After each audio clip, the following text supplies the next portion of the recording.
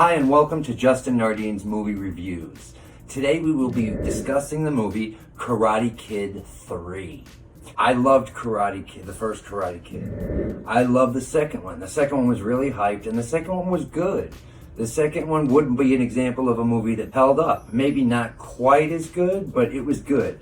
Now we get to Karate Kid 3. They really redeemed themselves with the Karate Kid franchise, the new Cobra Kai on YouTube. I highly recommend it. The writing in the new Cobra Kai series is great, and they could have basically picked up Karate Kid 3 where Karate Kid 2 left off. I don't know if you remember the plot line, but the plot is ludicrous. The plot is basically Daniel and Miyagi return from Okinawa. John Kreese's dojo, the Cobra Kai dojo, has been dilapidated. It's gone under for various reasons. The tournament, Johnny finishing second in the tournament, getting choked out by Kreese, the whole thing ruined the dojo.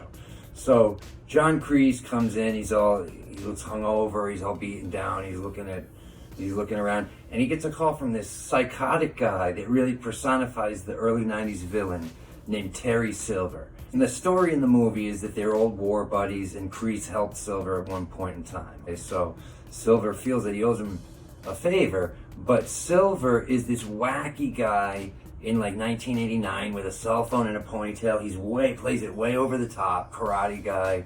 He hatches this whole elaborate plan to destroy Daniel and to force him into fighting into the All Valley tournament when he's 31 years old, so he's not 17. It doesn't play at all. This guy Terry Silver is supposed to be a billionaire, and he's like, oh, Kreese, don't worry, I'll send you on vacation, then we'll open up new dojos and everything will be great. That doesn't really happen. Terry Silver kind of follows Daniel around, and he does a lot of stuff that really, for a guy who has $1 billion, he didn't need to do. A lot of like hiring extra goons and villains, and they made a lot of money in the first two. A few producers got a bunch of money. They spent it all on cocaine, and then they realized they had to write a script at one point, and it was piss poor.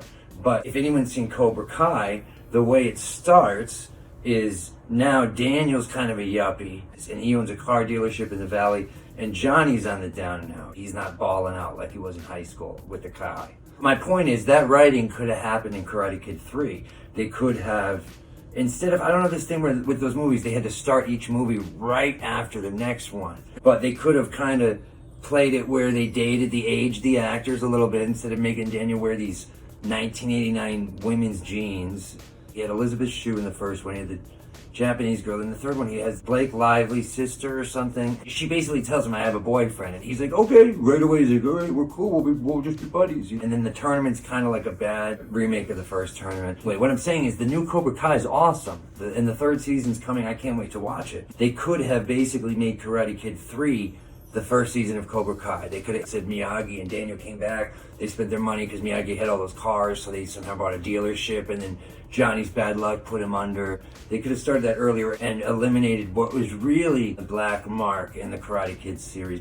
I don't really consider the one with Hilary Swank, and I'm talking about the first three. And the only thing nice about Karate Kid 3 was Kreese comes back, but they basically, I feel like the Karate Kid 3, basically it's horrible. There's one scene that's really odd where Daniel goes to visit Terry Silver, and it's like Terry Silver, it's some stupid ploy, he's set up, and John Kreese is there, and then Miyagi, of course, has to come to help him and save them, and John Kreese gets paint knocked all over his head, but he's still laughing. A couple scenes, if you're a real hardcore fan of the series, that you should check out on YouTube. But other than that, just use it as a coaster. Thank you very much. This has been Justin Nardine with Movie Reviews. Take care of each other until I see you again. Be safe. Peace.